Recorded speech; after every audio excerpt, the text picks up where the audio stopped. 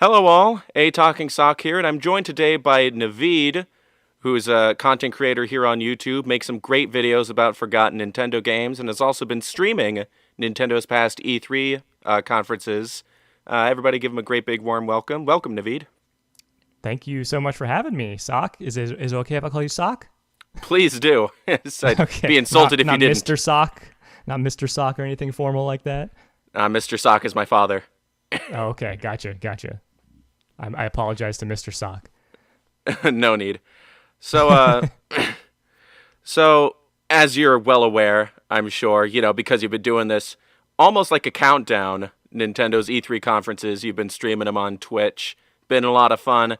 And Nintendo has an E3 conference coming up in a little over a week now at time of recording this. It is June 5th, is it today? It is June 5th. That's correct. Yep. So that means we're 10 days away at time of recording this from Nintendo's E3 Direct for 2021. And there have been a lot of rumors regarding what might be seen there. There's also a lot of, just observing the past or what studios haven't made a game in a while. I think that we could, gather some pretty good guesses and predictions as to what's going to show up. So figure, why not get together and talk it out. Yeah, totally. I'm super excited because, obviously it's been so long since we've had any sort of E3, like anything for the past couple years now. So it's really fun to just get excited about this again. Oh, totally. That's something that 2020 was definitely missing. Yeah. We had like the summer games thing that Jeff Keighley kind of did, but it definitely wasn't the same. Yeah. Did we, though? Was there, an actual order of events? Because I just sort of saw things pop up randomly for, months. There was a schedule, but I can't even recall what was announced or, any of the super big reveals. I'm sure there were a couple of things, but like I said, it wasn't the same. It wasn't the same, as a nice E3 event. Yeah, it definitely didn't have the unification that E3 brings. Right. So looking forward to all the stuff this year. Even Microsoft. I know we're talking about Nintendo, but even stuff like Microsoft. Oh yeah, absolutely. Namco Bandai as well. Their conference is on the same day as Nintendo's. I'm looking forward to that. Oh yeah, definitely. So cool. All right, so let's get started here. I've got a couple talking points. The first one I've got here on the list is just one that I think we want to get out of the way because it's sort of been a big point of contention on social media for weeks now. But that's the possibility of a Switch, quote-unquote, Pro revision. Switch Extra, Super Switch, Switch Plus, whatever you want to call it. Or if the rumors are to believe, the new Nintendo Switch Pro. I saw that. That was an Amazon listing, right? Yeah, I think it was Amazon, and I think somebody on somebody posted a Best Buy link. I don't know if that was real, a listing on Best Buy that might have shown the same name, but I would not be a fan of that name. That's for sure. No, I wasn't. But I wasn't a fan of. It wouldn't Nintendo. be out of. Go ahead. Yeah, I was gonna say I wasn't a big fan of new Nintendo 3DS by itself. So adding a Pro to the end of that just. Precisely. I even don't really like the name PlayStation Pro either. Pro is I need more hardware. I'm a professional here. I don't understand the connotation of how Pro is an upgrade, but I digress. Super Switch makes way more sense. It's a souped up Switch, Definitely. That would be a fun name. That and would it rolls be. Off the tongue. It does. It's the two S's. Though I do feel like that almost sounds like a sequel console, kind of like how the Super Nintendo was to the original Nintendo Entertainment System. Yeah, that is that's the thing that I've heard people say. Maybe the connotation of that would make people believe it's a brand new system versus just a little bit of an upgrade. So I get that.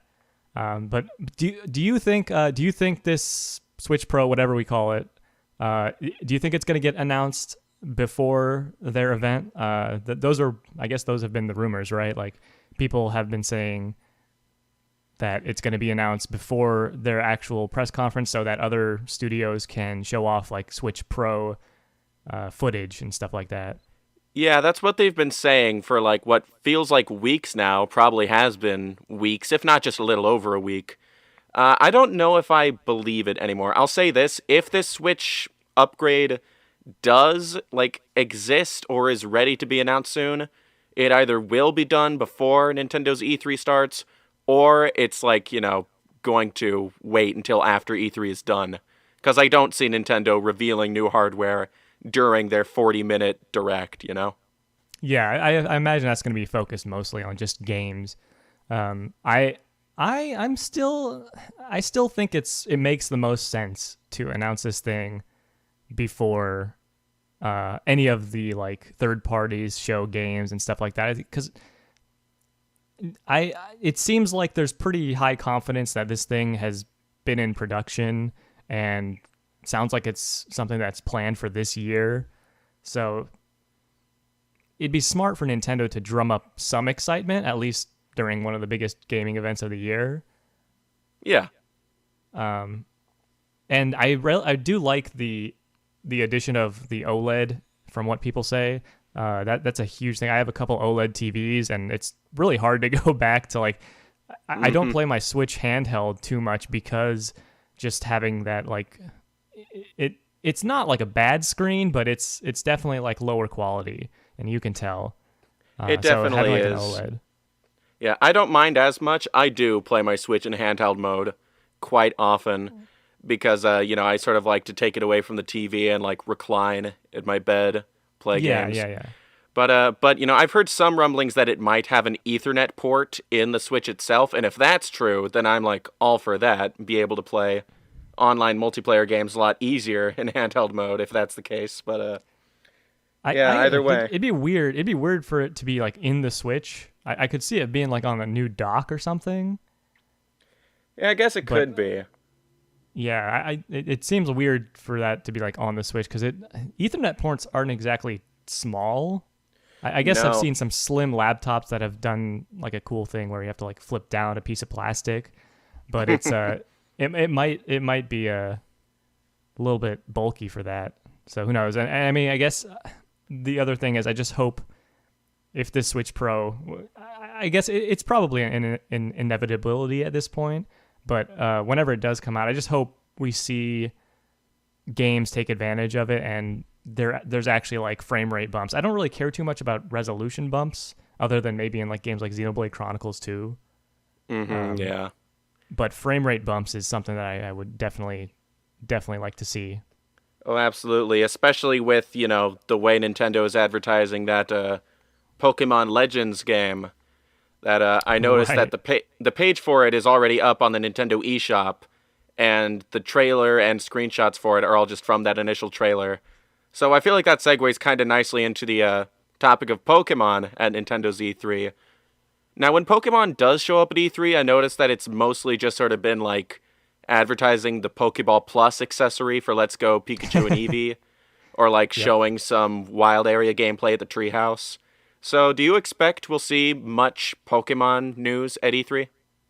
It's interesting because, like you said, a lot of Pokemon stuff at E3 for Nintendo has really been short trailers, and usually the Pokemon Company has their own little event before or after an E3 that kind of goes more into detail on these Pokemon games. But with the fact that they've already kind of done that, when was it? It was a couple months ago at least, right? Where they showed. It was February. I think it was like shortly after Nintendo's first Direct of the year. Yeah. That's so it's not too long ago, but it's kind of like been a while now. I expect to see I think I would expect to see the Pokemon games at Nintendo's presentation, whether it just be like a short trailer or something, because I believe the release dates were also announced, right? So They Brilliant were Diamond just recently. and Brilliant Pearl, those are coming out like what September or November? It's November is for the Diamond Pearl remakes, and Arceus is coming out in January. Yeah. Right. So it's not that far away, and I feel like we have to see more from Legends Arceus, because that game, while it's super exciting, it's the most excited I've been for a Pokemon game in a while, just because it looks more like it seems like more of an upgrade than what we've seen in the past. It definitely looked rough, like you said, low frame rate. Well, and it's also It, got that sort of problem that a lot of Pokemon is still sort of like taking its baby steps with 3D world design. yeah, Because yeah. I recently subscribed to this smaller YouTuber. He's got a couple hundred subs. I forget his name, but I'll throw it up on screen right now. Maybe even link him in the comments or something. But he pointed out that like the footage in the trailer, you've got like a group of Bidoofs just sort of hanging out in a plain meadow, where it's like, why aren't they by water and building dams? Or there's a Chimchar in a flower field. It's like, what's he doing there? He's a monkey. He should be swinging Right. from trees. So it's just sort of the environments in these new Pokemon games are still very bland, still very barren, and the Pokemon themselves sort of behave like, game assets rather than animals. So it's still got Right. some ways to go in terms of like evolving, as it were, pardon the pun. And that's sort of the thing. Like it's since it's coming out like fairly soon in January of next year. It's kind of I'm definitely holding back my expectations a little bit because of that. And since the only footage we saw was just from a few months ago at this point, so I would love to see more from that game. And I do think that's going to be something that pops up during Nintendo's E3 this year. Mm-hmm. Yeah, in some capacity, almost certainly. Yeah, what did you think of Sword and Shield? Did you play those? I didn't. I haven't really played a mainline Pokemon game since Sapphire on the Game Boy Gotcha. Advance. Yeah, But I those absolutely games, loved Pokemon Snap on the Switch. I've been waiting yeah, for that game for like 20 years. that's the type of thing. Like the Pokemon in those environments seem to like the way they interacted with those environments was like so great in the new Pokemon Snap game. So if they could do something like that for Pokemon Legends, would be super super cool. Absolutely agree with you there. Um, Speaking of open world games, we've got, we almost certainly will. There's not a doubt in my mind that we'll see Breath of the Wild 2 at this presentation. yep, I yep. do, oh, pardon me. Go ahead. I was just saying it's going to be like almost exactly 2 years since they first showed that off. Right. Which was at the very end of their 2019 presentation. So I totally 99% sure that's going to be there in some capacity. Now, what do you think? We talked a little bit about this sort of a running theme with this discussion, talking about the potential names of things like we did with the Switch Pro. What do you think they're Yeah. going to call this Breath of the Wild sequel? I don't know. Like, I feel like it's going to be unique. I don't think it's going to be Breath of the Wild 2. Yeah, Because no. Nintendo never does that with their Zelda games. It's gonna have some sort of unique name, but maybe it will have breath in the name somewhere, or I don't know. It seems like they're focusing from the first trailer. Ganondorf seems like a focus, so maybe it will have something to do with Ganondorf or the Gerudo or something. I'm not sure. I know that it but- definitely has a dark slant. Like they're advertising it as sort of spookier, sort Right. of like Majora's Mask was to Ocarina of Time. I like the Exactly. idea of cohesion in the title. Like, you've got Breath of the Wild because, you take your first breath and there's just a big open area, aka the wild. I like Yeah, the yeah. idea of this sort of being inverse, where you've got to do a lot more like cave exploration. So it's just a little bit more. It's still open, but just a bit more like, labyrinthian. So it's got that darker edge. Just, a little speculation there. I think that a good name for it could be playing on Breath of the Wild. You could maybe do Gasp, which is like, a more intense version of breath. Breath, Yeah, it's almost like yeah. a sigh. But a gasp is sudden. It invokes shock or terror. So, Right. gasp of something. Gasp of malice. Gasp of the wild, even. Ooh, I Yeah, like malice. Malice is a really good word. I feel like to have in a title like that. That would be really cool. Absolutely. If they include Calamity in the title, I'm going to be a little disappointed because they already did that with Hyrule Warriors. True. Do you think it's gonna be more of a like? First of all, I guess I should ask, how much do you think they're gonna show of Breath of the Wild 2? Do you think it's gonna be just like a trailer, or do you think they're gonna go more in depth and show off gameplay and stuff like that? I think I feel pretty confident that they'll have gameplay like at the treehouse, like maybe during the presentation, is just sort of an overview trailer that they put either at the very beginning or the very end to drum up excitement. But I do feel like it's got to be at least relatively far along, like enough to show some gameplay. Yeah, I can't imagine it wouldn't be at this point. If they don't show gameplay, I feel like something is almost wrong with the game. Like it's taking longer than usual to develop, and obviously events of the past year might be the reason for that. But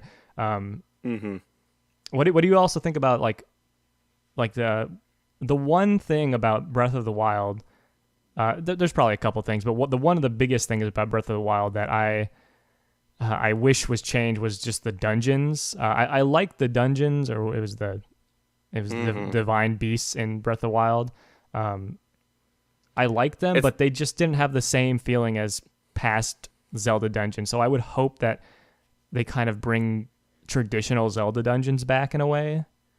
Yeah, Breath of the Wild, the shrines and the beasts were all very thematically, they blended together. They all sort of had the same atmosphere, same feeling. And, and it contrasts nicely with the, wild open world environment, I guess, but I do absolutely agree that I miss the dungeons feeling like different locations, geographically or culturally or whatever.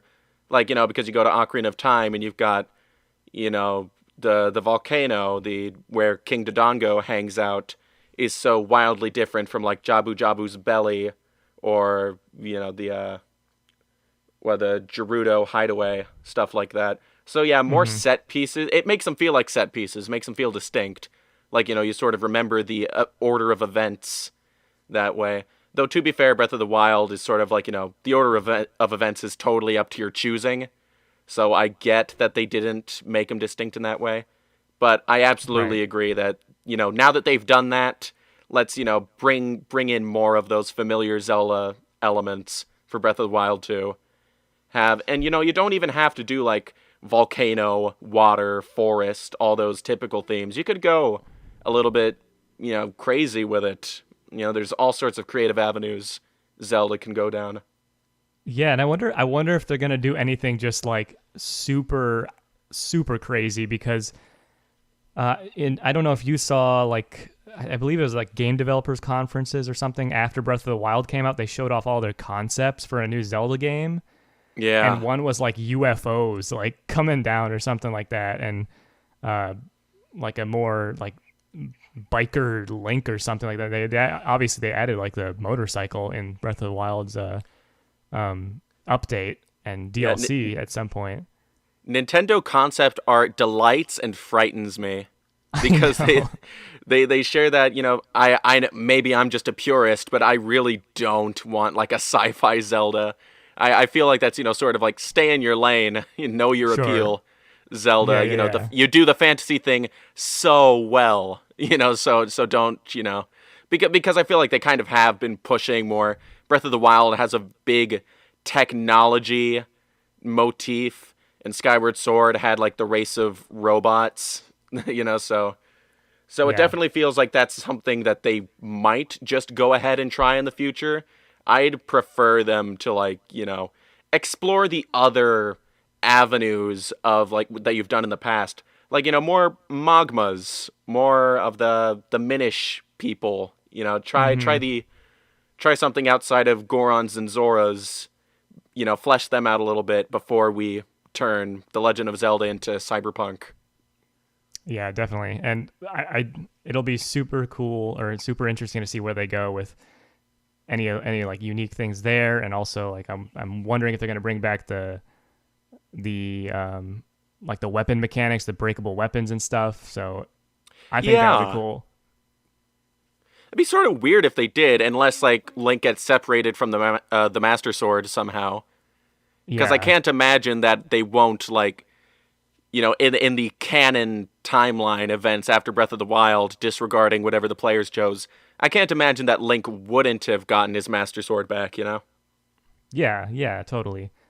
But I'm very excited for that. That's obviously going to be one of their biggest things, I feel like, at E3 this year. But absolutely. How deep into Zelda do you think they're going to get this year? Because obviously it's Zelda's anniversary now, just like it was with Mario.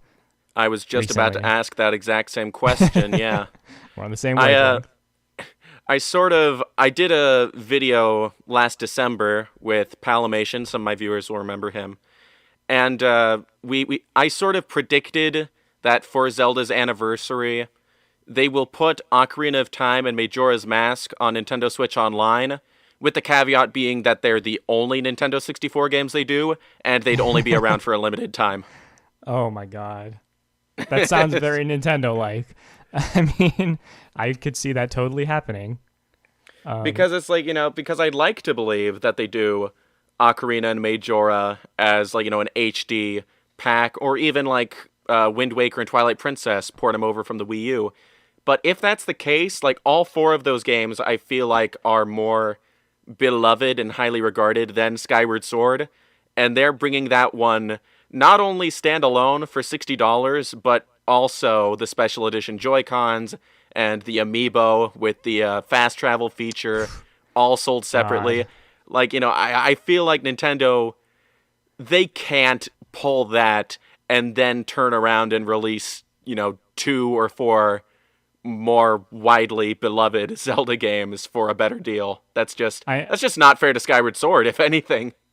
But the thing is, they've done it in the past, I feel like. But it might be like between different franchises. But they've done weird things like that in the past. Like they brought out Tropical Freeze on the Switch for $60, and then they come out with Mario 3D All Stars. People have a problem with that game, but it's still one of the better deals Nintendo's ever put out in terms of a compilation.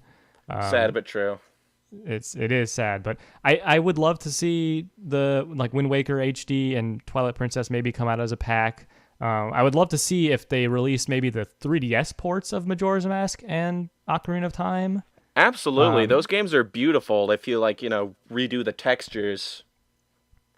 Yeah, I think those are the definitive ways to play those games. I know some people have some problems with Majora's Mask on 3DS. Like some things were a little bit different, but yeah, I would still love to see those get updated and put into HD on the Switch, like they have done with like something like Miitomo 3DS to the Switch. Miitopia. Or Miitopia, yeah, sorry. Yeah. Miitomo was that weird, they have so many mobile Miitos. Yeah. But yeah, I imagine this E3 is going to be very Zelda heavy because of the anniversary, and Zelda's obviously they're one of their biggest franchises at this point. It seems like Breath of the Wild 2. I imagine they're going to show a little bit of Skyward Sword HD at the event, but I don't think it's going to be. I don't think they're going to spend too much time on it since it comes out a month after. You'd think so. I feel like Nintendo has definitely like had dedicated segments in their E3 presentations for games that had released like months prior before. I wouldn't be surprised if they had a good like dedicated bit in this presentation to Game Builder Garage, despite the fact that it'll have been out for 5 days before by the time their direct happens. Maybe it's possible. I don't think they're going to do that. I don't think they're going to mention Game Builder Garage. I don't think they're going to talk about Mario Golf very much, even though that game comes out like a week or two after the presentation, or at least I hope they don't. But I think they would rather. I think they would rather focus on games coming out kind of after the Mario Golf point. So I think Mario Golf is their next big game after that, and then, like I said, I think they'll talk about Skyward Sword or show off another trailer. But other than that, I think they're going to kind of like push Game Builder Garage, Mario Golf kind of in the back seat, and then focus on future games. As we can only hope so. Yeah. Speaking of future games, there was a Nintendo sent like a poll to their ambassadors or certain like Club Nintendo members or something, I think I heard about. And one of the questions on that survey is specifically, would you pay $49.99 for a new WarioWare game? Which is like a very pointed question. I feel like we might be getting. Yeah. There's and the time is definitely right for WarioWare, because Intelligent Systems, the last thing they did was Origami King. They typically do like one game a year. So, and they did the Switch already has a Fire Emblem as well. So, that's sort of their big three franchises with Nintendo. It's Paper Mario, WarioWare, Fire Emblem. What do you think this WarioWare game, if it exists, which it almost certainly does, what form do you think it takes? Is it more smooth moves? Is it more Game & Wario? How do you think they're going to handle it? I think it's going to be like it's kind of going to be like WarioWare Gold, where it combines every aspect from every WarioWare game before this, or that's what I want, at least, because WarioWare is one of my favorite series. I freaking love those games so much. They're so quirky, so fun, and I've always wanted a WarioWare game that combines just like elements from Twisted, elements from Smooth Moves, elements from Touch. Obviously, Touch would be handheld only in this case, so maybe not as much from WarioWare Touch. Oh, they could. They've got that like mode in Super Mario Party where you sort of put the tablet on the ground and play the tank game or whatever. True. Yeah. So I wouldn't put it past them. But what I really want. Go ahead. Okay. I was just gonna say what I really want is to see elements from DIY come back, which isn't totally unprecedented considering they've got Game Builder Garage and Miitopia. They've sort of been on a customization kick as of late, Nintendo.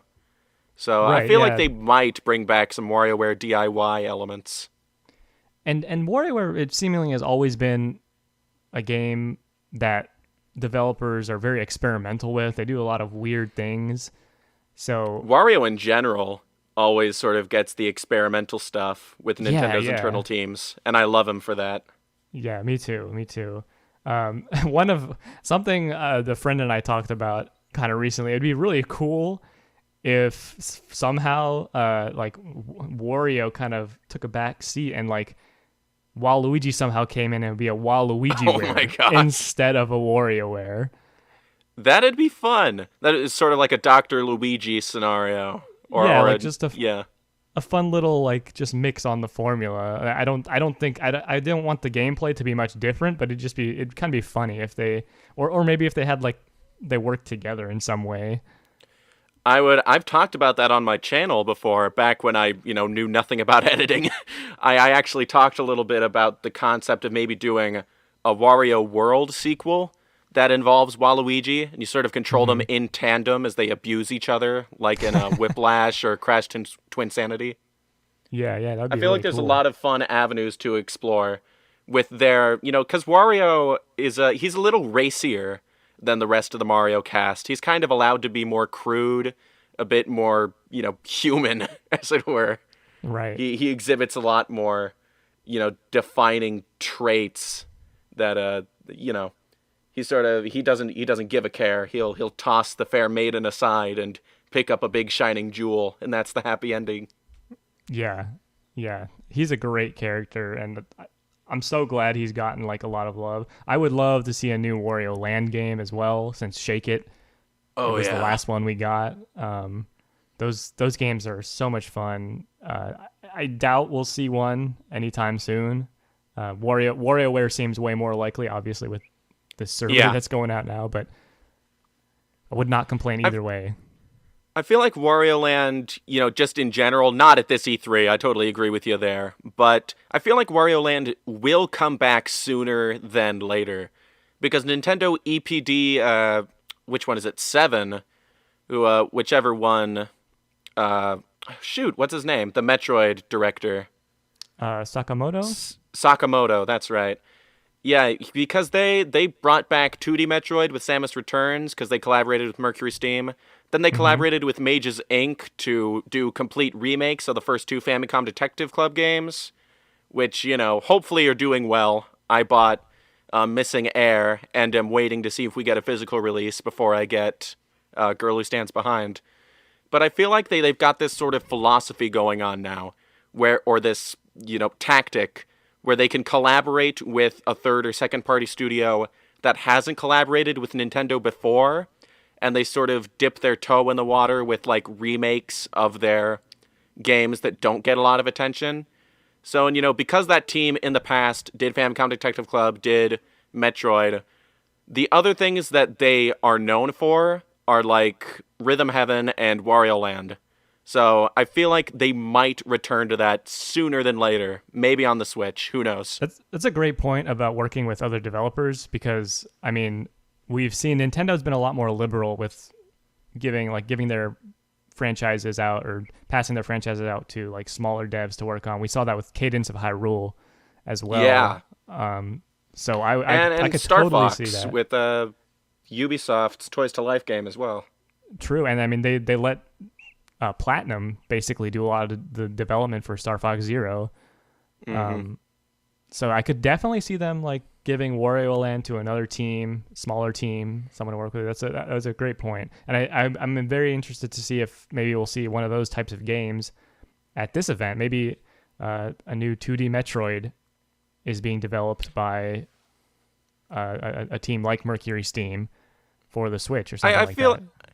I feel like there's actually a good chance that it has happened for like years now. Like pretty much ever since Samus Returns released, there have been rumblings and rumors that like, you know, at E3 2018 there's going to be a new 2D Metroid. 2019 there's going to be a new 2D Metroid. I feel like if there has been a 2D Metroid in development all this time, this is the E3 to show it off. Because it's been a good stretch of time since Samus Returns released, and they did drop a little bit of a tease at the end of the game about some, you know, developments in the Metroid canon that we were, you know, not privy to prior. So I feel like they might make good on that this year, maybe next year. That would be awesome. And while we're talking about Metroid, Metroid's my favorite franchise. I love it so much. Yeah. I as much as I'd love to see it, I don't think there will be any Metroid Prime 4 at this event still. None at all. Maybe like a screenshot. Maybe they'll be like they'll be like we're working on it still. It's going well. Development is going well. And there's got to be at least that. Yeah. At least this is going well. I hope, but my expectations are so like I want to keep my expectations in check so much for Metroid related things. So right now I'm expecting absolutely nothing because it's been in what they restarted development back in 2019. Yeah. So it's only been a couple years, and usually a development time for a game is anywhere from 4 to 5 years. So I assume it's still not going to come out for until at least next year, late next year. Yeah. That's what I feel too, but you know, there have been like, you know, those hiring listings or like new job hires at Retro Studios. Some of the more recent ones a couple months ago were like lighting people and stuff like that. So that sort of implies that, you know, they've got something working or like, you know, texturing and stuff has been done. So now they want to see how it looks in a lighting engine or test it out that way. I don't know, just obviously, I'm not a game developer, but I feel like some progress has been made in Metroid Prime 4, at least to the point where they'd be comfortable sharing like a CG trailer or something to that effect. I would love that. Honestly, if they did that, that would make the entire E3 for me. I don't even, like, I'm sure Breath of the Wild is going to be there, but I wouldn't even care if it wasn't. That's how much I like Metroid. It'd be so great to see that. I would also love to see the rumored Metroid Prime Trilogy HD possibly being shown. That's something I think is more likely because I bet that's been done for a while. I have a Almost feeling certainly. they wanted to release that whenever like close to Metroid Prime 4's release, but since that got restarted, they just haven't put it out yet. So I have a feeling that might show up, and a 2D Metroid 2 could be cool. So if there was ever a time to do it, it was like 2 years ago. But there's also Sure. It's also Metroid's 35th anniversary. So, and I know that, you know, Nintendo, people have been talking up and down, left and right about anniversaries. Nintendo has only ever, you know, like made a big deal out of Mario, Kirby, and Zelda's anniversaries, and Pokemon's, but, you know, Pokemon is sort of tangentially Nintendo anyway. They don't typically acknowledge anniversaries, especially not with releases, aside from those big hitters. But I feel like Nintendo might throw Metroid a bone, just to sort of give it a little bit more buzz before Prime 4 comes out. Because clearly producers within Nintendo do love and care about Metroid, and I'm sure they're just as, if not more, heartbroken as we Metroid fans are, that it hasn't really hit its stride like Zelda and Mario have, so... Who knows? Yeah, I would love to see that. And the really sad and also interesting thing that I've noticed by going back and watching all like Nintendo's E3 presentations over the years is Metroid was such a huge focus for them throughout the entire GameCube lifespan. It was even going into the Wii. They had a new Metroid game to show at every single E3 press conference, basically up until like 2010. Right? Like it was one of their three pillars basically that people would call it. It was like Mario, Zelda, Metroid, right? So yeah. The fact that it's kind of like died down a little bit is pretty sad. But there was that kind of lull between Super Metroid and Metroid Prime that was very similar to the lull we're seeing right now. It was like 7-8 years between releases at that point, right? Yeah, exactly. And I mean, it's almost seems like very similar because they had Metroid 64 in the works, and then that became a GameCube game at some point. So yeah, we'll see what happens with Metroid. I would love to see something.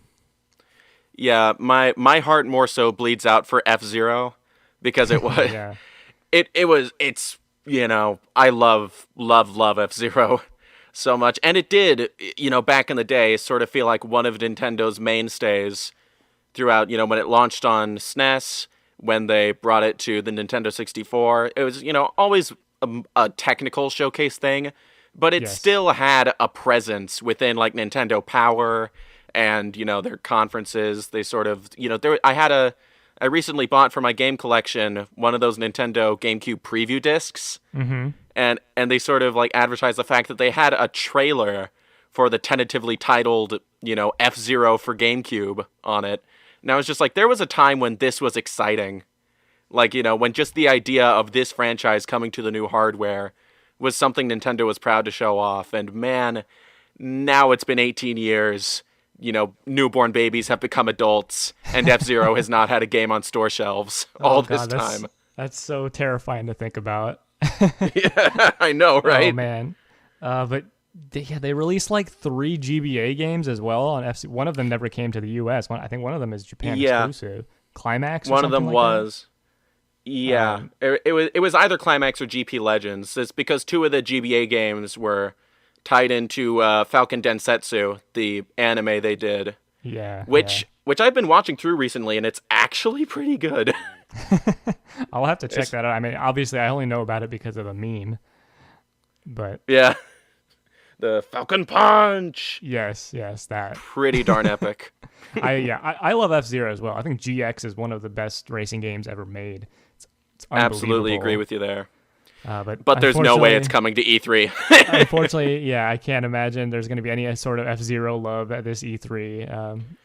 Especially since Imamura was talking about how they just don't have any ideas for it or didn't at his time there, and how Nagoshi was talking about how he'd love to do a new F-Zero, but the ball's in Nintendo's court and they haven't approached him about it. Exactly. Yeah. There's not going to be F-Zero at this E3. I'm very confident in saying that. All right, but what there might just be is Splatoon 3, which we got officially unveiled last February. Oh yeah, almost forgot about Splatoon 3. I know, right? It's I do like the Splatoon franchise a lot. I've played and enjoyed both games, but it's starting to feel formulaic. Like Splatoon 3, I feel like we all sort of had this assumption in our heads that it was an evergreen title, sort of like Mario Kart or Smash Brothers, where you don't really need more than one on any given console. Yeah. So part of me wonders if they have something notable about this Splatoon game in particular to show off, to let people know, this new entry in the franchise had to be made, and had to be made right away, And I feel like that sort of evolution almost has to come from the single player side of things. I'd say so. Because I think the multiplayer side is so established at this point. There may be some new modes, but obviously, like the regular turf war is going to still be there. A lot of the competitive modes are still going to be there.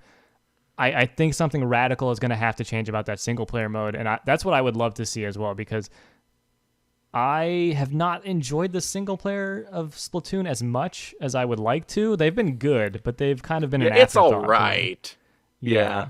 And I've heard the Octo expansion is really good. I didn't actually, I downloaded that, but I never played it. Yeah, So I never played it either. Never even bought it. Yeah, I would love to see something change within the single player formula, and I'm very interested to see why is this world like post apocalyptic at this point? Because it's in like the Eiffel Tower was upside down or whatever. Well, there's already the deep lore in Splatoon that this is like post-humanity, right? Right, yeah. That yeah. they view human beings like like we view dinosaurs as a parallel. So if there's like more lore, like an expansion of that lore, I think that'd be pretty cool. And then I think Splatoon 3 probably safe to say it's gonna have a presence at E3 this year. In some way. Splatoon it's kind of like a cultural phenomenon in Japan. Like it really blew up, which is, when you've got, cute little idol girls and such a widely played genre globally as a shooter. I feel like it was kind of, a perfect storm in that sense. Yeah, it's huge. I know a lot of people were disappointed by that kind of being the closer of their last direct. But I always went back to it and said, this is like a franchise that has exploded, and it appeals to both Japanese audiences as well as American audiences and European audiences as well. It's a big announcement, whether we liked it or not. I mean, it was a big announcement, and you're absolutely right about Japan specifically, like swallowing that series up. Absolutely. But I'd say speaking of swallowing, but I don't know how to tie it into Donkey Kong. Oh man, I thought you were going to go for Kirby there. That would have been so perfect. We could talk about both. Yeah, we could talk about both at the same time. The Kirby Donkey Kong crossover that they're going to show at E3. Yeah, that's 100% happening. We have insider info here. No. Yeah, Donkey Kong. What do you think? Do you expect something from Donkey Kong?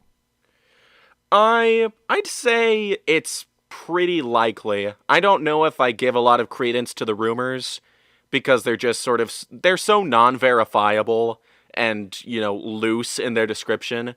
I feel like it could just be a lucky guess. It's a completely 50-50 as to whether or not we see Donkey Kong at all. But with that being said, Donkey Kong is one of Nintendo's most recognizable characters just in general.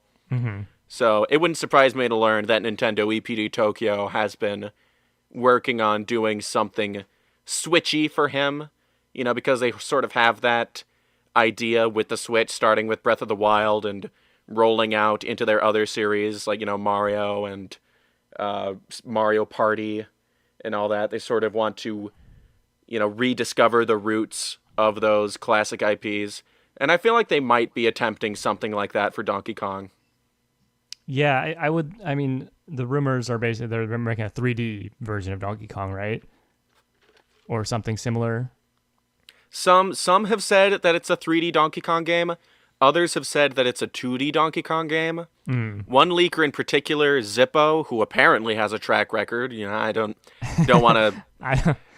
don't want to boil any blood or burn any bridges, but come on. There's always one leaker with that credible streak, and then we never hear about him again. Right. But he's been saying that it's going to be 2D, that the Kremlings and Dixie Kong and all that will return, but it won't have the country moniker because Nintendo EPD Tokyo isn't interested in making sequels to games they haven't made, which, I feel like throwing in details like that makes you sound like you know more than you do, but I just don't know. What would be the point of dropping the country moniker, but also bringing back the Kremlings? I don't know. And having it still be 2D and everything. I don't know either. Yeah. I would like to see a new take on a 3D Donkey Kong personally. I don't really like Donkey Kong 64 that much. I don't know if that's a controversial opinion. I feel like it's not that controversial. And it's not in this house. Yeah. I don't much care for Donkey Kong 64 either. But I think something cool could be done with a 3D Donkey Kong style game. Absolutely. I'd love to see with sort of Retro Studios has been doing such a marvelous job with the jungle motif for Donkey Kong, with the islands and the animal inhabitants and all that, introducing new villains even. It's been a lot of fun. I'd like to see them do a little more cohesion with Donkey Kong's world and Mario's world. Not to the point where it's like Donkey Kong pops over to Yoshi's Island or whatever, but just sort of see how did Donkey Kong get into the city? Or Cranky Kong in the 80s, I don't know. When did he kidnap Pauline? Yeah. Where is he going to get those like mini Mario toys? Like, if he's just a hop, skip, and a jump away. That'd be awesome. I'd sort of like to see a 3D Donkey Kong in a city environment. I feel like that could be fun. Yeah, kind of like play off of like the actual like King Kong style thing. Yeah. That'd be so cool. I just, I want Nintendo to create like this wacky, crazy lore for a lot of their characters that we would never expect. That'd be really, really cool. Well, Nintendo, all of the 11 teams in Nintendo EPD, all of their main producers joined on a Nintendo after they were a video game company, which is pretty big, bigger than people might think, because in the GameCube era, the president had never played a video game just on a matter of principle. Right. So, but a lot of these younger producers, they're sort of into giving background and context and deep lore to these games. We see it with Splatoon. We see it with ARMS. It's even like Indie Zero and Sushi Striker, which, didn't take off, but was still had a really fun and charming and quirky world to it, even though it was just like a puzzle game. So I wouldn't be surprised to find that they want to do more world building with Mario and Donkey Kong and friends. Yeah, same. So you brought up ARMS for a second there. I know you're a big ARMS bring up fan. ARMS a lot. Yeah. Yeah. Yeah, you expect to see anything from ARMS at E3 this year? I can't. I'll be heartbroken if it doesn't. Because the eternal struggle, not eternal struggle, the game itself has only existed for 4 years, but the issue with ARMS is that it's EPD 9 who do the Mario Kart games, who have been, the main staff there have been making Mario Kart games since Double Dash. And they also did Nintendogs briefly, but I don't expect we see Nintendogs.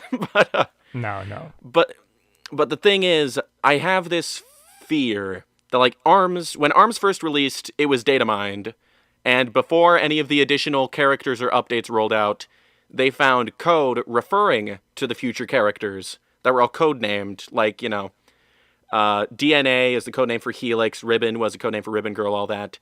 And there were a lot of codenames in there that ended up correlating to characters they added down the line. Mm-hmm. Like Sweet refers to Lollipop, Belt refers to Max Brass, etc. And there were some names in there, like a good amount of names that never came out, because we only got like 5 characters post-release. Right. So characters codenamed Sumo and Twin Tails and Plant, stuff like that, never saw the light of day. And that made me think at the time, late 2017, when they dropped support or announced there wouldn't be any more updates, that made me think that they were just going to recoup and make a sequel, sort of like rework some things, make it more generally appealing because maybe it didn't take off in the way they wanted it to, the first ARMS game.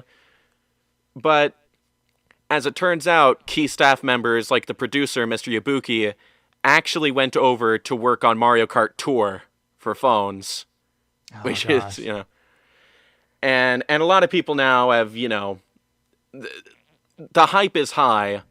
People are ravenous for a new Mario Kart. Yeah. And I feel like there's a pretty good chance that it's going to be revealed and that they'll adopt a similar model to Splatoon, to ARMS, to Mario Tennis Aces, where they're going to keep updating it until the Switch's life is done, which means that ARMS is either going on the shelf for a long time or never coming back. So yeah, I feel like ARMS is going to come back at some point. I don't think it's going to be this year. But Mario Kart 9 being a thing, like, it just makes so much sense. At the same time, though, the only thing giving me any sort of hesitation is the fact that Mario Kart 8 Deluxe is still selling gangbusters. It's ridiculous how much that game still sells. Destroying sales charts. It's on the top 10 North American sales charts every single month still. Which, of course, means that this is the prime time for a Nintendo EPD9 to try other games like an ARMS 2, or even give them Diddy Kong Racing or F-Zero. Yeah. You know, I feel like their skill set is well suited to a game like that.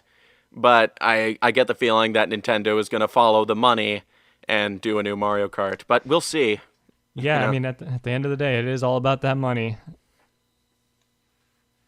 But if Mario Kart 9, sorry, I was just going to say real quick, if Mario Kart 9 happens, I hope all the costumes from Mario Kart Tour get added into Mario Kart 9, because that's the one thing about Mario Kart Tour that I look at and I'm like, I'm jealous of that. Yeah, there's a great heaping deal of like Mario Kart content in that mobile game that people just aren't experiencing because they have to pay microtransactions for it. Right, So. yeah. But yeah, speaking of Mario spin-offs, what do you think the chances are we see a new Mario Party at this Direct? I think it's pretty slim. Since they just updated Super Mario Party with online support, I feel like Nintendo is expecting that to kind of tide people over for at least another year. I don't really think we're going to see another Mario Party, which is a shame because I wish they just updated Super Mario Party with more boards.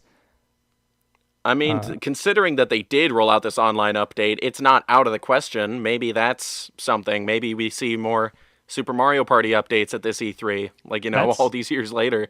I would believe that more than I would believe a new Mario Party completely. Just because they obviously, like you said, they're still supporting Super Mario Party, and it's still selling well. It's another one of those very, very like evergreen titles for the Switch. So I could see some updates, even though it'd be very late into the life of Super Mario Party. Better late than never, I guess. That's true. I would like to see that. I would like to see more boards because Super Mario Party it's a good game. It's a step in the right direction for Mario Party. Yeah, but you know, it's a one step forward, two steps back kind of deal. True. So yeah. So yeah, we'll see if they can take another couple steps in updates. But circling back, we mentioned Kirby at the same time we did Donkey Kong earlier. Key staff members of HAL Laboratories have had plenty of interviews in the last, like, almost year now, or at least a couple months, where they've been talking about how Star Allies was sort of a big farewell or a final send-up for what Kirby was up to that point, and are talking about moving it into its next phase, quote-unquote. I feel like is the way they've been talking about it. Do we see that next phase for Kirby at this E3? I have a feeling we're going to see Kirby in some form. But I think it's going to be one of those Kirby games that's more of a spin-off style, which actually for me, I prefer the Kirby spin-off games. Things like Canvas Curse, things like not Squeak Squad, Mass Attack. Air Ride, even. I don't think we're going to see a new Air Ride. But a lot of people have been speculating about also a 3D style Kirby game, similar to 3D Donkey Kong. But I don't know. I feel like that's wishful thinking. It's hard to imagine Kirby being in a 3D world, yeah. I don't know. I played an indie game semi-recently. I feel like it was last October. I played this game on the Nintendo Switch eShop that's only like $2. It's called McBat 64, The Journey of a Nice Chap, or something like that. I've played another game by that same developer, I believe. Tori 3D? Yeah, I played that one. I never played the McBat, though. McBat is a lot of fun, and it's sort of... See, the thing is, he's small, he's compact, and he, can fly. But the levels are sort of structured in such a way that you're just sort of doing tasks for people, or finding hidden things, or doing small puzzles. And I feel like that formula could work really well for Kirby, because they sort of interact with the world in very similar ways, But obviously Kirby, there's a whole other layer of depth with the inhaling and the gaining abilities thing. So I feel like it's possible to do 3D Kirby. The question is, do they? You know? Right. And with a Kirby game, I feel like it'd have, similar to like a Donkey Kong, I feel like it'd have to be very, very like purposefully designed. Like it can't be like an open world game like a Zelda, which still is it's very purposefully designed in Zelda, but I'm thinking more like smaller, more like you said, more compact levels. Right, like the architecture of something like Breath of the Wild is so organic and naturalistic, and Link's moveset is, you know, compensates for it. He can climb on anything. Yes. Which is just like, you know, he's very human. His abilities are very human. Whereas like Donkey Kong, you know, is a big ape. So there's certain things that, like, you know, certain areas he wouldn't be able to access or would be able to access too easily. Same thing with Kirby, because he can fly and inhale. So yeah, the level structure of those kind of games would have to compensate for their abilities. Yeah, I mean, like Donkey Kong they could have him like swing through trees. That'd be a cool like traversal mechanic for something like that. And you know, and actually give it momentum and feel good, unlike Donkey Kong 64. Similar to like Spider-Man almost in a way with web swinging. Oh my gosh, trees. That'd be so sick. Yeah. It was like Hulk Ultimate Destruction, where you're just this big buff guy jumping all over the place. Yeah. That'd be fun. That'd be really fun. Now I'm like almost coming back around on this Donkey Kong 3D thing. I mean, I wanted that, I think I said, but I'm thinking about it more. It's like, dang, that'd be cool. It would be really cool. But yeah, you know what else would be really cool? Oh, no, please, go ahead. I was just going to recap. I do think we'll see Kirby in some form. I do too. It's a pretty safe bet that you see Kirby, because he sort of, you know, he sort of shows up all over the place, as it were. Yeah. Always getting something. But you know who's rarely ever getting something? Who's that? It's Pikmin. Oh, man. Pikmin 4 has, you know, if we are to take Miyamoto's word for it, been close to completion ever since 2015. I feel like Pikmin goes through this, like, every single time. Wasn't Pikmin 3 the same way? How it was. It was in development for the Miyamoto, Wii. Yeah, Miyamoto, like, revealed it, like, super early on. And then we didn't see it until the Wii U. So it's... Pikmin's a weird franchise, man. Like, obviously, I think the people at Nintendo love it, or at least Miyamoto loves it. There is so much TLC put into Pikmin. It's no surprise why they take so long to come out. Yeah. Because everything from the way the music stings are, you know, coded to, you know, interact with it, to the textures, even the sound design, it's all so lovingly crafted. It wouldn't surprise me that Pikmin 4 has just been being like tweaked here and there and everywhere all this time. But with that being said, the Pikmin team, Nintendo EPD10, haven't really had anything new since Mario Maker 2.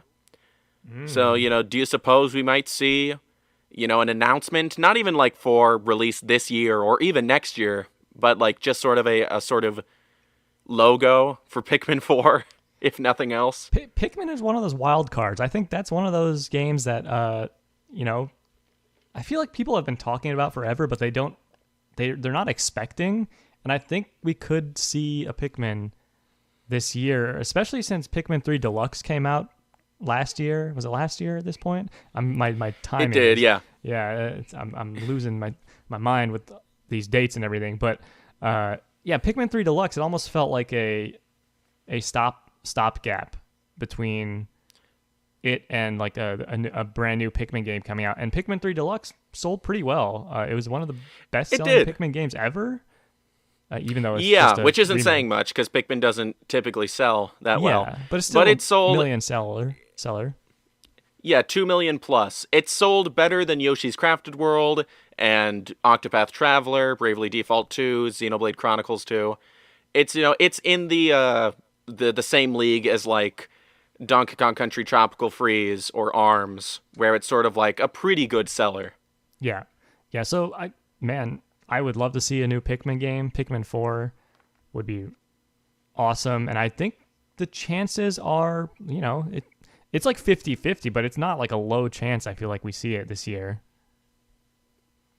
Yeah, we can only hope. Fingers crossed. Yeah. We might have just jinxed it because True. because I feel like Pikmin really only comes up when nobody's expecting it. It's true. But I haven't heard anyone else talking about it, so who knows? Exactly. Yeah. It's weird because Pikmin 4 is always a thing people like to bring up, but this year it seems like nobody's talking about it. Yeah.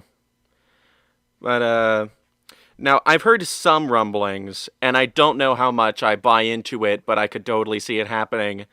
Do you think we get a Fire Emblem remake come out this year? Like the SNES game, whatever it's called, the Lineage of the Holy War, whatever it is? I was going to bring it up. I think we mentioned intelligent systems in the past. I forgot to bring it up.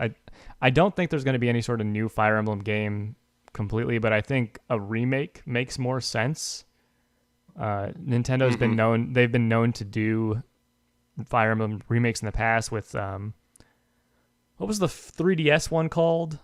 That was a remake it of was like Fire called Emblem like 2. Echoes. Fire Emblem Echoes, something. Yes, yeah. The Echoes release. I forget the full name of it, but yeah, they've been known to do remakes like that. So I wouldn't be surprised if we saw a remake of a Fire Emblem game, because that's another one of those series that Nintendo is starting to really wrap their finger around, and it's starting to become one of their bigger franchises for them. They definitely gave it a great big push in the 3DS era. Yes, Because Echoes even came with its own line of Fire Emblem amiibos, which was just crazy. Yeah. And when Intelligent Systems made Codename Steam, a game that I think is severely underrated. I can't believe how cheap it is on the secondhand market. I love that game. I agree with you, man. But That game was really good. But it had that. But the Fire Emblem content is so shoehorned in. Like, what are they doing there? It makes no sense. It's the American Civil War just ended, and the 4 medieval lords came out of nowhere to lend a hand. It's like, and they don't acknowledge it. No, it's super weird. But I will say, like, the rise of Fire Emblem has been bittersweet because I love Advance Wars so much as well. And yes, I think seeing a new Advance Wars game would be way more exciting than seeing any sort of new Fire Emblem release. I wholeheartedly agree. And I wish with all my heart that's the one of the next things also Intelligent Systems is working on, is like a new Advance Wars. I don't want to see Battalion Wars really come back. Battalion Wars is cool, but it's all right. It's weirdly not Nintendo feeling, if that makes sense. Yeah, I agree. It almost feels like a third party tried to make a Nintendo game.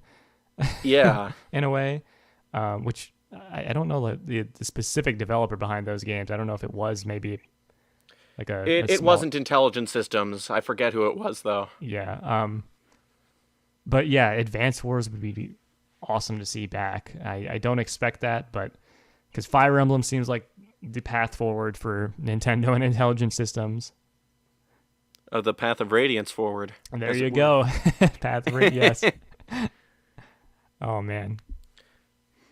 We might see that, I expect that the next Fire Emblem release we'll see in general, whether or not it shows up at this E3, will be a remake of that SNES game. Because they already remade the one that they just recently localized for on the eShop. And just recently, the Japan Nintendo Switch Online service got that game on their SNES, but we have yet to see it. True. That's true, yeah. I recall seeing that. So it makes sense. It does make sense for Nintendo to do that. And I guess there's a couple other Super Nintendo Fire Emblem games as well that never came out here. So they have plenty of options. Yeah. If we'll see it or not, I don't know. I think Fire Emblem has definitely a good shot of being at E3 this year, though. Yeah, Fire Emblem definitely has a lot of options there. But you know what doesn't have a lot of options? Tell me. The Nintendo Switch Online service. Oh, it does have a lot of options. Whether we'll get them or not, that's another thing. It's got a lot of potential avenues to explore, but as it is, we've got somewhere in the neighborhood of 100 NES and SNES games. Yes. Which there are some great games there. I'm always going back to Wario's Woods and Panel de Pon. I've been replaying Yoshi's Island on the SNES online service as well. It's been a lot Mm-hmm. of fun. But gosh, I'd really love some Game Boy, Game Boy Advance, N64 games. Me too. I think they've done an okay job at releasing games. Like they come very slowly. But if you go back and look at like the Wii U lineup with NES and SNES, the Wii U had more stuff, but it wasn't that much more. Yeah, no. So the fact that we're getting that all in like this online subscription service, it's not a bad deal. I just would like to see more. But something else to put into perspective is that within a matter of days, or maybe it's already happened, the Switch will be as old as the Wii U was when it was discontinued. I know. That's crazy to think about. That is crazy, and what's even crazier is the fact that in that time, the Wii U saw NES, SNES, Game Boy Advance, Nintendo DS, Nintendo Wii, Nintendo 64, and even like TurboGrafx 16 games. Yeah. Whereas the Switch is still, they've got NES and SNES online, and the odd like Arcade Archives release, and that's about the extent of it. Like the biggest thing we can be hopeful for is that Nintendo Switch Online is a thing that is going to continue basically forever at this point. So hopefully like with their next system. Yeah, so hopefully like these games won't go away again like they have been for the past couple generations, and they build upon this over time. But it is something that you look at and you're like, wow, why can't they just bring all these games back again as well? Like I know a lot of people would also love to see like a virtual console actually be a thing again, like being able to purchase some of these games individually instead of having to subscribe to this online service. Yeah, and I'll be perfectly frank. Like, I know that Nintendo 64 emulation is a little bit tricky, and that, like, even the Virtual Console releases of the past each had their own special emulators built for them or something like that. So, I know that it's kind of a tall order to expect Nintendo to put Nintendo 64 games in particular on the online service. But I actually would really, really like, and I know it's probably not going to happen because Nintendo got a Nintendo, but I'd really like to see Nintendo 64, or especially GameCube games, just come out on a compilation cartridge, you know? Yeah. Yeah, that'd be cool. Just like, you know, a cartridge that's got F-Zero X and Diddy Kong Racing, Cruisin' USA, Yoshi's Story, Kirby Crystal Shards. You know, just like They just would put sell, them. too. Just they would sell so fast. Just like 20, 25 Nintendo 64 games on one $40 cartridge, or maybe bump it up to $60, and I wouldn't even mind that much because, you know, for having F-Zero X alone, I'd be pretty happy. Yeah. Yeah, that'd be a fun thing. Like you said though, Nintendo's gonna Nintendo. Definitely don't think that's ever gonna happen anytime soon. Maybe in the far future, it's something they'll think about. But now that they got this Switch Online, it seems like that's their focus. Do you think they're gonna add a new system to the Switch Online service? I'd like to think that Game Boy and Game Boy Advance will come. Simply because they're sort of like the next in line and most feasible when comparing, you know, Nintendo 64 is a little trickier to accomplish. And they added that section to the home screen last year with the little Nintendo Switch Online window that sort of categorizes each of the games in the library, denoting what year they came out, what console they came out for. And they've only got the two tabs, NES and SNES. I feel like they wouldn't have done that if they weren't going to put more consoles on, you know? Yeah. Yeah, it makes sense. And if as a value proposition, if you want to keep getting people subscribing to this service, I mean, you got to keep adding more stuff, right? And they did that with Pac-Man 99, which it was cool. Pac-Man 99 is cool, and those 99 style games are cool. I would like to know if Nintendo has any plans though for other kind of online specific games that are not in this 99 series, you know? Yeah, it's starting to feel a little bit like that's sort of an easy out to say, like, let's take a classic arcade game and make you play against 99 other people playing the same game. Yeah, Which exactly. is, it's fun.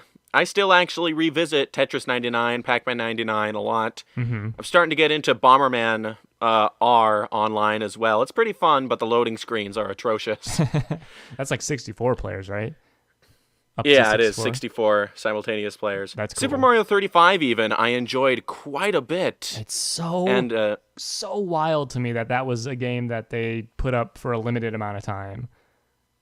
yeah, I actually had this theory, and, maybe it's not too late to still throw it out there, but I actually thought that, the reason they took it away, despite putting, like, the time and effort into it, it's still a polished Nintendo game. I feel like maybe that was a demo for, like, an NES remix online, like, compilation sort of thing. Ooh. Like, maybe they'd have a cartridge release, $40, $50, that has a Mario 99, a Zelda 99, a Balloon Fight 99, on top of just bringing over the content from Ultimate NES Remix Pack on Wii U. Which is maybe just a little hopeful because I love the NES Remix games so much, Yeah. Those are games that people don't think about too much anymore either. Like those, they feel like they're like destined to stay on the Wii U 3DS forever, and we never hear from them again. But that style of thing could be cool to see come back in like an online form. Yeah, and it really would lend itself well to that 99 style, because as it stands, you're competing against the clock. But if they made it so that they get rid of the heart system and just make it so that players are sending garbage to you, and maybe just between levels it switches to another NES game, Yeah. I don't know, it could be a fun challenge. Yeah, and another thing I just thought of, like right now off the top of my head, what if Nintendo made like a Nintendo World Championship style game for their online service, and they kept updating it over time? So like it first comes out and there's like, how NES, the Nintendo Challenge used to work was you had like Tetris, Super Mario Brothers 3, another game like Rad Racer or something. Yeah. And those games you had to compete in and try to get the best score or time or whatever. And having that in an online service sounds like it could be pretty cool, like just ranking against your friends or worldwide. Seems like something that could be constantly updated. That's a really good idea. Yeah, I just thought of that off the top of my head. And you know what? They could capitalize on that, and it would make for good advertising too, because they could adopt that style sort of like they do. They could even take it a step further. Like they sometimes do the free trials for online members. They did it with Pokken Tournament, with ARMS, with Disgaea 6, 5, I forget. Mm-hmm. Crash Nitro Kart as well. They sometimes let Nintendo Switch Online players just have access to a game for like a week or something. If they did like a Nintendo World Championship style compilation of recent games they have, yeah, and like make that a limited time tournament, and maybe have like a reward, like a cash prize or merchandise prize, gold points prize, whatever. Yeah, they've done for that the with winners. Tetris 99, so I could see it happening. They've also done it with Mario Kart 8 and ARMS as well. You know, they sometimes just do that. Yeah, I think we might have just hit on something here. If Nintendo isn't doing this, they're taking notes. They're like, this is not a good bad idea. Bring in like Puyo Puyo or Tetris versus Puyo Puyo, whatever, and have that be part of the World Championship type thing. I don't know. Yeah.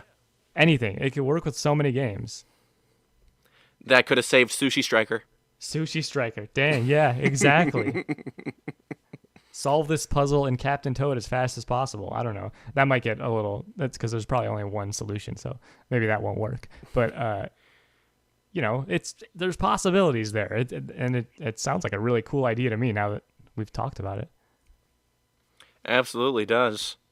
But we should probably get back to E3. I've only got a couple more talking points here real quick. Bayonetta 3, do we see it? Yes, going out on a limb saying we will. We will see it. My gut says no. Your gut says no. It's been too long, man. It's been way too long since we've seen that thing, or they announced it. That was one of the first. I get the feeling that Bayonetta 3 is sort of becoming like this sort of cyberpunk deal where it's just sort of like you heard about it and the creators get interviewed, they insist it's still happening, but then like a console generation goes by and it's just not there. It's so weird though, because it's like it's an action game, right? It's not like a big technical challenge like a Cyberpunk might be. So I don't know. I know. I feel like we have to see. Okay, here's the thing. At the very least, we're gonna see a Bayonetta 3 hair reveal. What's the new hair for Bayonetta gonna be? What if she goes with a buzz cut? Hey. What if she's like wearing actual clothes this time? What if she's at her lowest point? Oh wow. She's just like depressed for some reason, wearing clothes now. She's found a baddie who's like bested her in the beginning, and you've got a Metroid style regain your power. Oh man. This is some weird speculation here. It's been so long since we've had any Bayonetta 3 news. This is literally, there's like, it could go in any direction. We have no idea. For all we know, it might not even be like a traditional beat 'em up action game. Like, what if it's taken on a sort of new identity? What if it's like the Breath of the Wild of Bayonetta? Oh God. I don't know, man. It could be anything. You're right. I mean, Platinum Games, they've had some good successes recently. They've generally not done so well with a lot of their games, but like Bayonetta has done well. Their Nier games did super good. The Wonderful 101 remaster, obviously the Kickstarter was successful, but I don't know how well the game actually sold. They should have just had Nintendo publish it. Yeah. The polish on some of those ports wasn't up to snuff. They were good though. They're still Wonderful 101, which is great in my opinion because it's one of my favorite. I'm just gonna stick to playing it on the Wii U. I feel like it works a lot better with the gamepad. But yeah, so they've had good successes, and Astral Chain, another one that did well for them. It was over 1 million seller. Yeah. So they've got to be cooking up something, and I think Bayonetta 3 has been still on track in development. So I feel like we gotta see it, man. It's at that point now where we gotta see something. Yeah, I guess we'll have to wait and see. There's nothing else we can do because we've got nothing to go off of. So right, true. It's honestly similar situation to Metroid. So the only thing we have to go off for Metroid is just the job listing stuff that you mentioned, but right. And the fact that whoever was developing it initially, Nintendo wasn't happy with it. So, who knows what Nintendo, what that even means? Like, was it because, did Nintendo think it wasn't polished or not fun enough? Or did they think it's too similar to the first 3 and we've got to make it different somehow? You never know with Nintendo. Yeah, it'd be crazy to see like early like Metroid Prime 4 screenshots or something pop up in the future to see like what it was at first. I think Namco or Bandai Namco was doing a lot of development early on. That'd be anyway. We're getting a little bit off topic here from the E3 stuff, but right. All right. Now I can't believe we've gone this long without mentioning it, but Smash Brothers. Oh, there's got to be at least one Smash character reveal. At least one. If not both of the last fighters. I'd like it to be both of them, because as a big Smash Brothers fan, as somebody who like during the Wii U era was pretty much only a Smash Brothers fan, I've really gotten to the point now with this series where I just kind of want to take a break, and I'm just playing and enjoying the game. Imagine how Sakurai and his team feel, Yeah. Yeah. And I mean, it's one of those things we have precedent for this as well. So I think it's 2019, Nintendo did show off 2 new characters in their E3 Direct. It was Dragon Quest, the Dragon Quest characters, as well as Banjo-Kazooie. So there is precedent for this, and I think if they did it a very similar way, like just start off the bat with a new Smash reveal, that's always a great way to start off a Direct. And then they had Banjo-Kazooie near the very end of that Direct. It's a great way to kind of cap your presentation as well as begin one. So it makes sense. Do you have any thoughts or who characters you would want? I've got no idea. No. I've got no idea who it's gonna be because and people will spout the usual suspects: Crash Bandicoot, Master Chief, 2B, Spyro, whoever. I could not tell you who it's gonna be. I know who I would like, and I know who I would sort of not be so excited for, but at the end of the day, it's completely up in the air, and that's actually pretty exciting now that I'm talking about it. Yeah, like not knowing anything about what's going to happen with these new characters is very exciting, and I think it's at least one of those characters is going to be like crazy, wild, like nobody would have ever thought of that, or it's something that everybody wants but never thought would still be there. I really hope that this crazy third-party character that everybody wants but didn't know they want, but I know I want, is Agumon, or any kind of Digimon character. Digimon would be weird. Imagine like having a Digivolution? Digivolution. Yeah. During like an actual fight or something like that. Kind of like how Pokemon Trainer works in a way, but not switching out the Pokemon. I don't know. Yeah.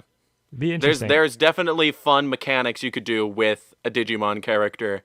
And, I feel like I sort of equate Digimon as like, a pop culture sensation to something like the Ninja Turtles, where they're pretty darn big and everybody sort of either, likes or knows about it to a capacity, but they don't really rank it among the highest of the high, most popular things to exist, Yeah. Yeah, I agree with that. I can't imagine there's going to be a Digimon character reveal. I would like to see Phoenix Wright. That's one of my top picks. Oh my gosh, yes. And I know Phoenix Wright has been in like Marvel vs. Capcom before, so yeah, I could see that. And I love the Phoenix Wright games, and he would fit into a Smash Brothers world, I think. I mean, pretty much everybody does, because it's Smash Brothers. Yeah, they do at this point. I'm still.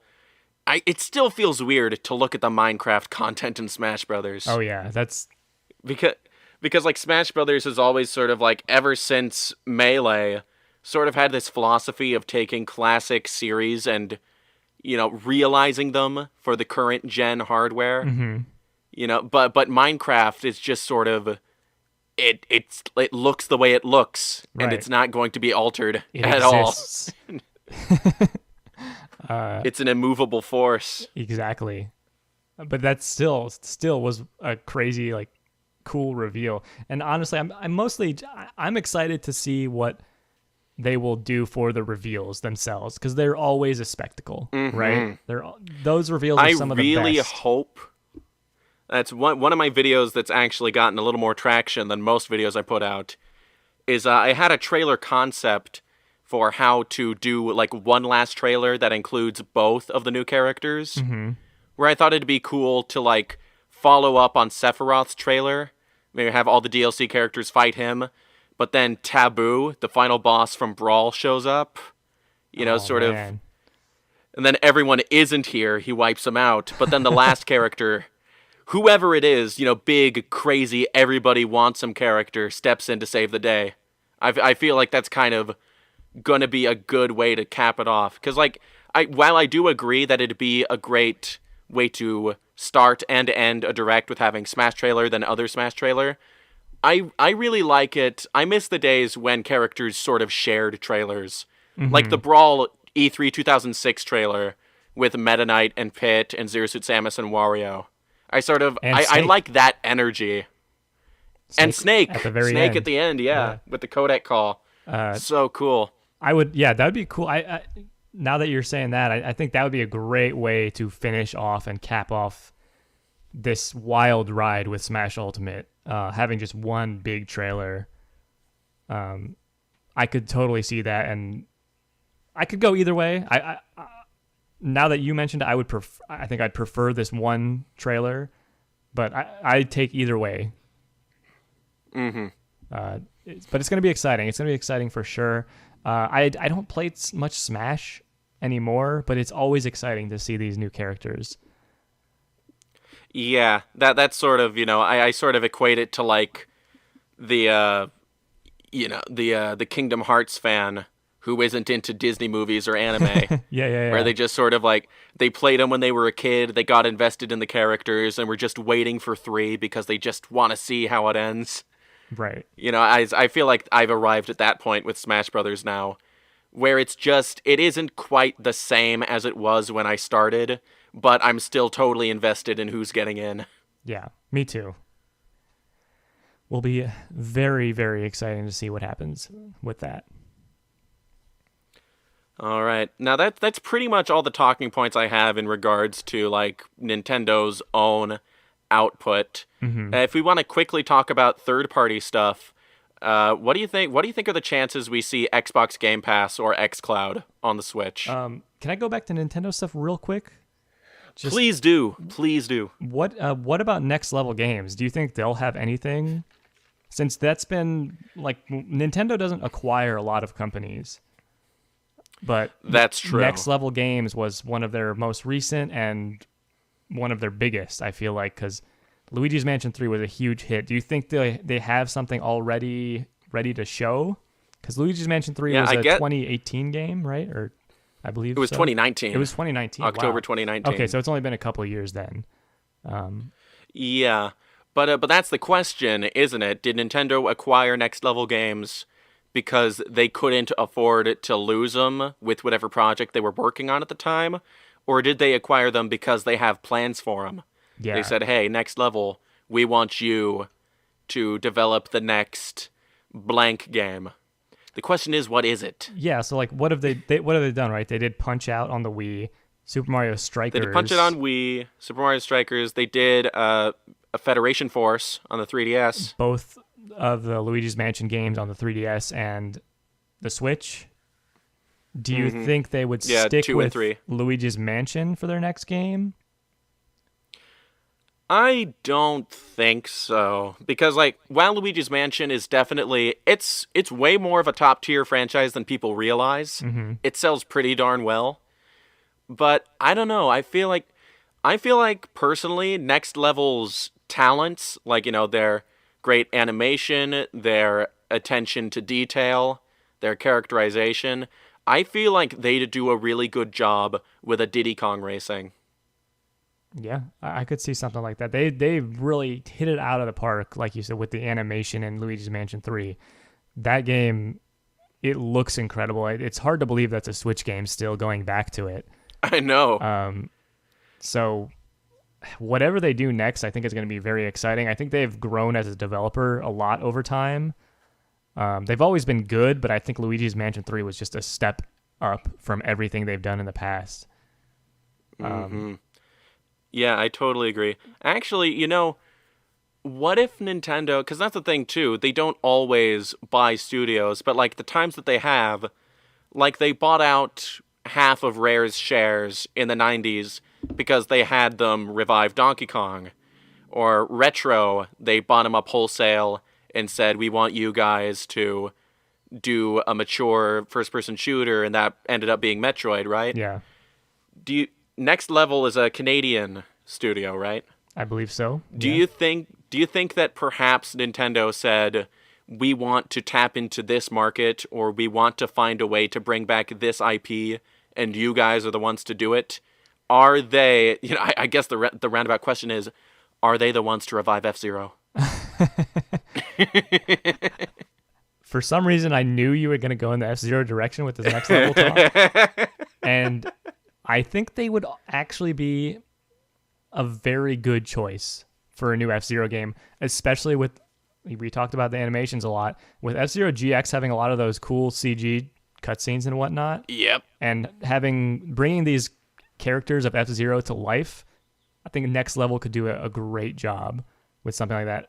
Hopefully they could capture the great feeling of actual racing, because I feel like they could. They're pretty versatile in the genres they tackle. Yeah, they've done a good job.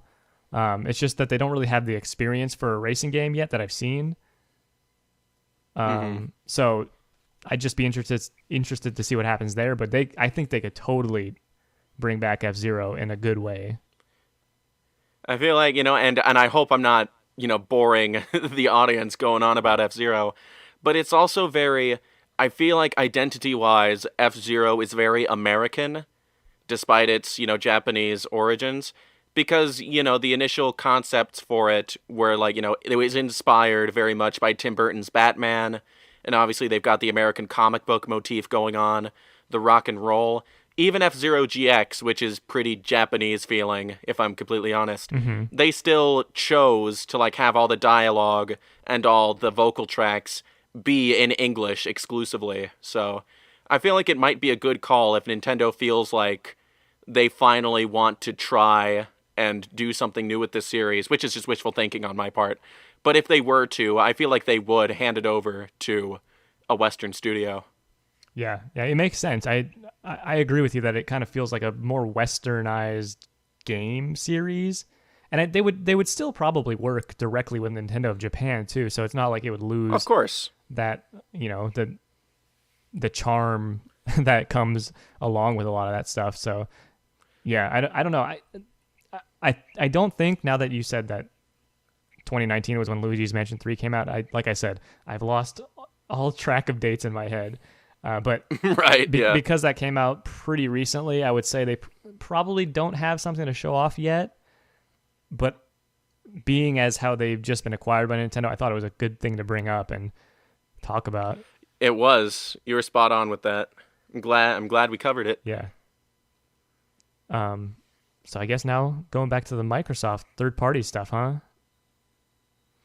Yeah, it's like third-party stuff. We don't have to get into like every game or rumor that floats around there because we've been talking for a while on Nintendo, and I feel like that's sort of both of our areas of expertise. Yeah.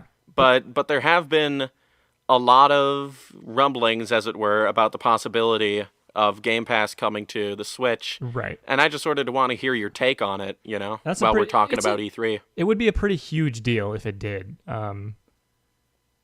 It seems like Microsoft and Nintendo have a pretty dang good partnership.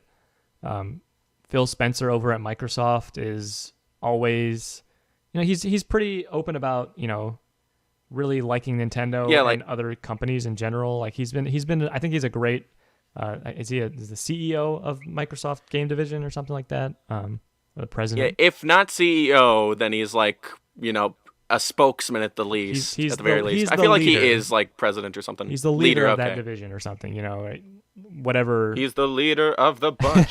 You know him well. So it kind of makes sense for Microsoft in a way to bring Game Pass to as many places as possible, because that's the direction they're going, like as games kind of as a service thing. Their Netflix style route. And if anybody can pull it off, it's Microsoft. Yeah, and they've already shown that they can do it pretty well with like their streaming thing. I've actually tried Game Pass on my phone, and it works surprisingly well. There's very little latency there. Yeah, I also got that beta test thing. I tried it on my PC, and I gotta admit it was a little rough, but my internet isn't always the greatest, so that's fair. It's I'm sure definitely sure that now that but a lot more 5G towers have been installed and all that. I feel like people who have decent internet aren't going to have a lot of issues with xCloud, and people like me whose internet varies day to day will, we're only a couple years off from being at the same place. Yeah, and so I feel like xCloud as a service is going to sort of blossom into something mainstream. As to whether or not it gets on Nintendo Switch, I kind of want to say no, just because what I like the most about Game Pass is being able to download some of those games, and the Switch's default gig count is abysmal, Right. I'm sort of on the same page as you. I think it's a very interesting rumor that could be huge, but it just something about it seems like it's not going to happen. The whole like xCloud and like streaming games type service thing, it makes a lot more sense as this supplemental thing versus a main thing like Stadia was for Google. Yeah. It seems like a great thing to have in addition to like a console. But so it would make sense on the Switch, but I don't know. I don't see it happening. I don't see Microsoft kind of like alienating its fan base a little bit, because they still want to sell consoles. It's not like they don't want to sell their own console. Yeah, I feel like, the Series X and S, if not their successor, are going to start to fall more in line with a just sort of, here's a box you can use Game Pass for, / be backwards compatible with all previous Xbox games. Because I feel like that's going to be Microsoft's way of bowing out of the console race, as it were, while at the same time being one step ahead of everybody in the games as a service race. Right. Yeah, that's kind of the direction they're going. They're pretty much the biggest advocate of going all digital at this point for games. They even released they've released a video recently about like why you should go digital, which is I didn't like. I'm a huge game collector, so I'm like I always go with physical. Me too. I'm physical all the way. So it's they left out a bunch of points as to why physical is still a great way to go. Weirdly enough, but yeah, they're definitely pushing for that digital audience. I could. Yeah. Does Netflix still just sort of like tangentially? Does Netflix still let you like get DVDs in the mail? Yeah, they do have that service, but it's like I don't even know how to find it anymore. Like I don't know where. Yeah, because that's the thing. Because that was sort of Netflix's thing. It was just like Blockbuster, but straight to your door. Right. But then it became movies straight to your computer or phone or TV or whatever. Or your Wii. And now it's just sort of like all people. Yeah, to your Wii. I had that Wii disc. So did I. I still think of that little startup screen on the Wii menu with the violins. Yep.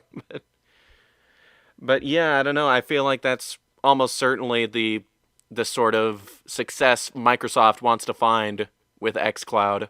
As to whether or not Nintendo will help them find it, that remains to be seen. Yeah. Like I said, I don't think it's going to happen, at least not this E3 or in the next couple of years, but maybe in the future it's something they partner up with.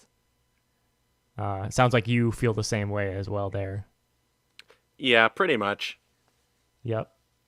As far as like other third-party things, I can't really think of too much. Maybe they'll show off like Sonic, the new Sonic game maybe at their E3 presentation. I don't know if that's and they'll probably also have some weird like licensed game that they chose to publish, like Ultimate Alliance 3 or DC Supergirls. Oh yeah, that's true. But yeah, other than that, I don't know. I think third party is the area where it's just kind of like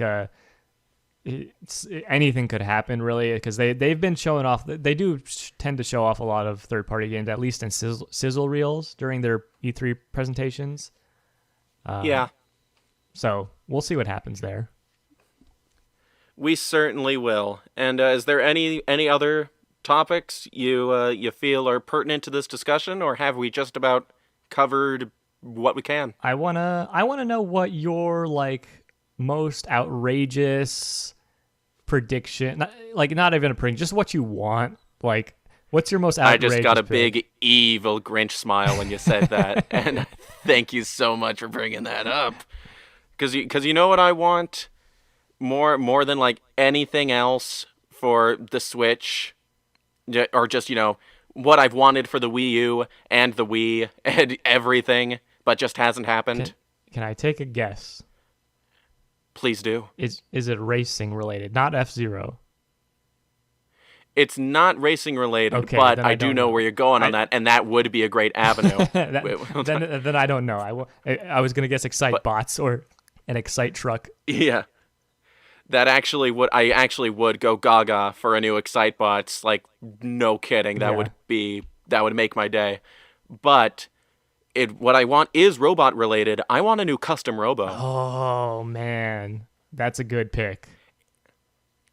It's sort of like there was a scare during the like Wii U era where the Custom-Robo trademark had lapsed, like Nintendo didn't renew it. Mm-hmm. And that got people thinking like, oh, rest in peace, Nintendo has let this property die. But then they included all this Custom-Robo stuff in Smash Ultimate. They had the Ray Mark III Mii costume. They had like 4 or 5 spirits. So it's not like that IP is completely gone. And what might have happened is they might not have renewed it through noise, who were the original developers of Custom-Robo. They were sort of a subsidiary of Nintendo, who they hired on in the Nintendo 64 era to make 3D games. Mm-hmm.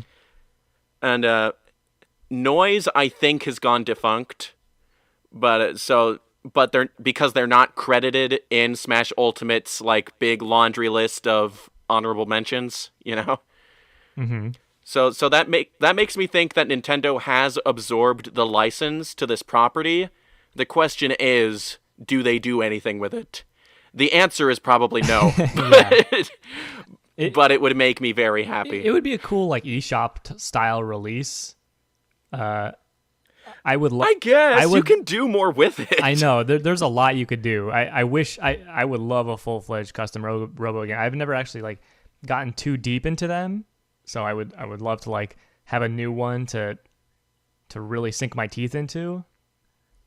Yeah, to like learn. Yeah, because that's something that I don't know if it's a good thing or a bad thing with the Custom-Robo series, but it doesn't really have continuity as much as it just has like themes. Right. Like, you know, the world, the robots, the mechanics, you know, elements like Holosseums and the digital, you know, dimension, those all carry over, but it's always a new kid.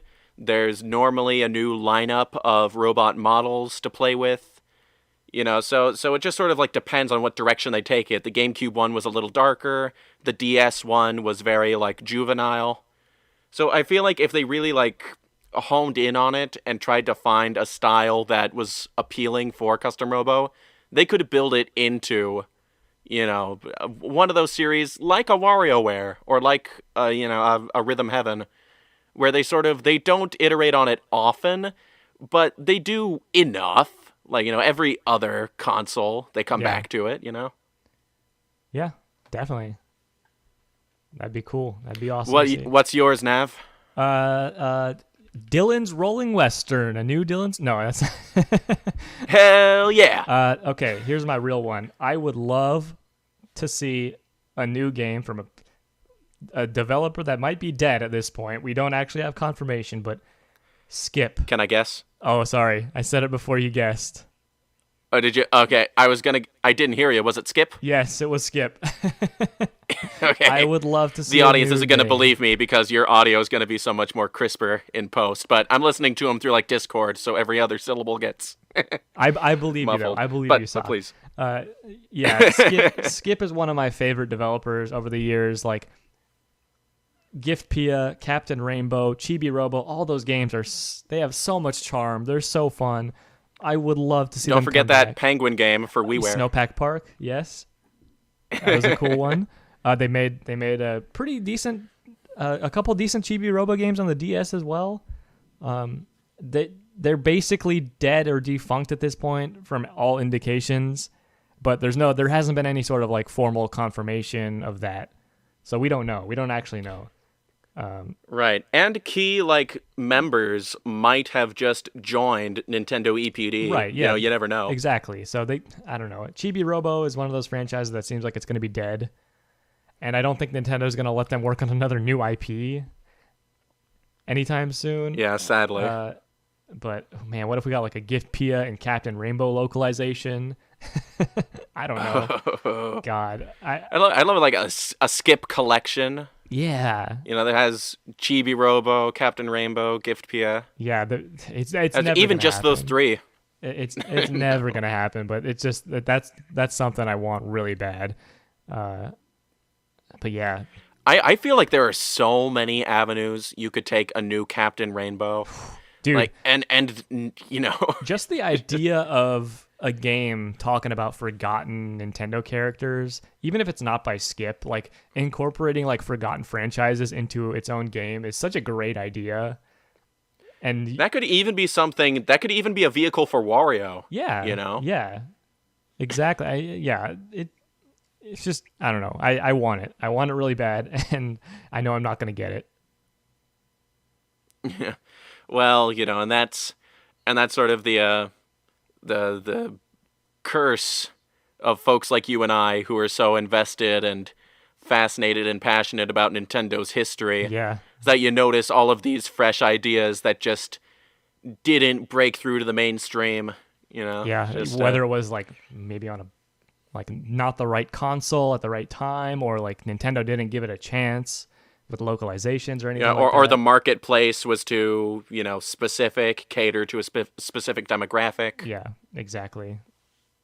It's unfortunate, but that's the way it goes. It's fun to look back on a lot of that history, though.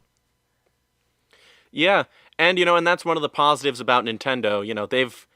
They've got a great big long list of negatives, don't get me wrong, but it is always nice to know that they're looking to do new things constantly. Yeah, for sure. So even introducing stuff like ARMS, I went the whole Wii U generation just sort of like reliving the glory days through what, little single player content was in Smash for Wii U, and and enjoying NES remixes a little something something.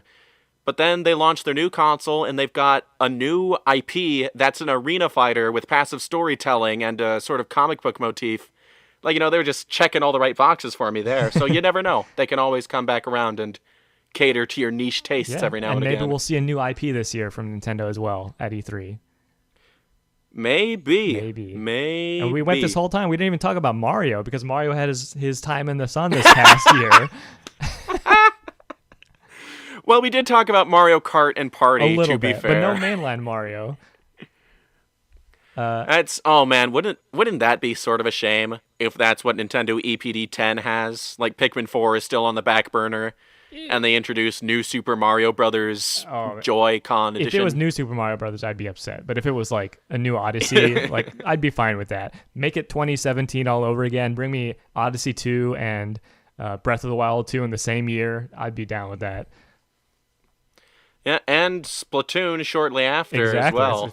It's 2017 all over again, like literally. But if it's 2017 all over again, does that mean we get ARMS too? Oh, see, that's where you might get a little disappointed there. Yeah. Oh, we can hope though. We can hope. We can always do that.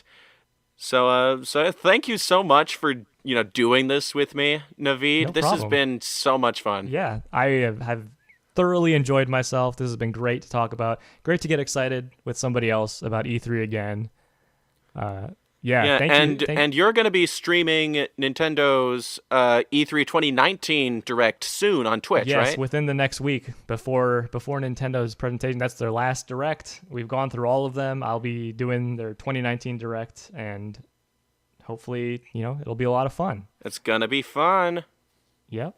Yeah, everybody out there listening in YouTube world, I'll have his channel linked in the description, maybe even in a pinned comment as well.